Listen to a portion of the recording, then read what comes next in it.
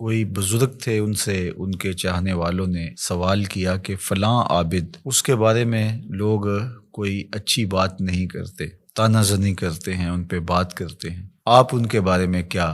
رائے رکھتے ہیں؟ تو انہوں نے جو جواب دیا وہ بہت خوبصورت تھا اور یہ ضرب المثل بن گیا۔ گفت بولے بر ظاہرش عیب نمی بینم و در باطنش غیب نمی دانم، کہ ان کے ظاہر میں تو میں کوئی عیب نہیں دیکھتا، اور جو ان کا باطن ہے اس کو میں اس لیے نہیں جانتا کہ میں کوئی غیب دان نہیں ہوں کہ میں یہ دعویٰ کروں کہ میں ان کے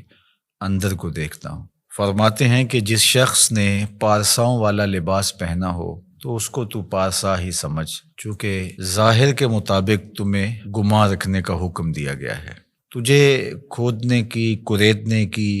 اور اس کے معاملات میں گہرا غور و تفحص کرنے کی ضرورت نہیں ہے، اس لیے کہ جو محتسب ہوتا ہے اس کو گھر کی تلاشی نہیں لینی ہوتی، وہ تو جو چیز سامنے آتی ہے اس کے مطابق ہی اس کا احتساب کرتا ہے۔ تو اگر یہ ہمارے رویے اور ہمارا طرز زندگی اور ہمارا انداز معاشرت اس طرز پر آ جائے جو ہمارے بزرگوں کا طریق تھا کہ لوگوں کا جو ظاہر ہے اس کے مطابق ہی ہم ان پر کوئی حکم لگائیں، اور ہمیں لوگوں کے اندر اتر کے اور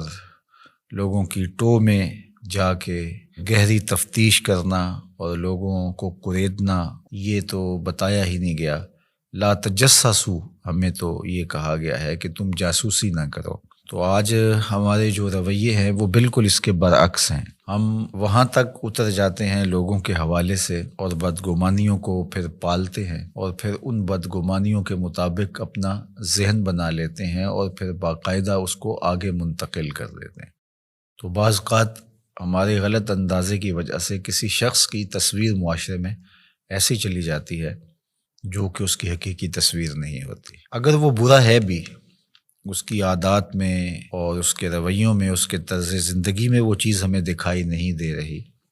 تو اس کا باطن اللہ کے سپرد ہے۔ ہمیں باطن ٹٹولنے کی ضرورت نہیں ہے، ہم تو حکم ظاہر پہ لگائیں گے۔ تو اس لیے شیخ سعدی شیرازی علیہ رحمہ نے، اللہ ان کی قبر پہ کروڑوں رحمتوں کا نزول فرمائے،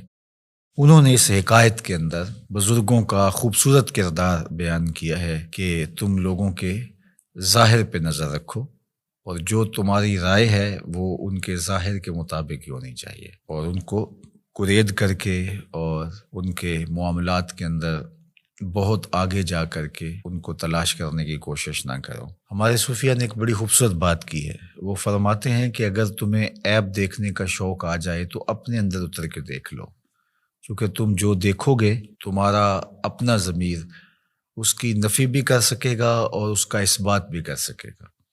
اور اگر تمہیں خوبی دیکھنے کا شوق ہے تو وہ دوسروں کے اندر دیکھو،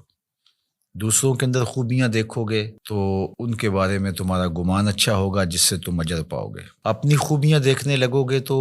تکبر پیدا ہوگا، ریا پیدا ہوگی، اوروں کی خوبیوں سے ان کے بارے میں حسن ظن پیدا ہوگا جو نیکی ہے۔ تو جب خوبیاں دیکھنا چاہو تو پھر اوروں کی خوبیاں دیکھنے کی کوشش کرو، اور جب عیب ڈھونڈنے کا شوق آ جائے، تمہارے مزاج میں ہے کہ ہم نے کوئی عیب ہی تلاش کرنے ہیں، تو پھر اپنے اندر اتر کے اپنی کوتاہیوں کو، اپنے عیوب کو اور اپنے اندر چھپی ہوئی خباثتوں کو تلاش کرو۔ جب ہم اپنے اوپر غور و تفحص کرنے لگ جائیں گے تو بہت ساری ایسی چیزیں ملیں گی کہ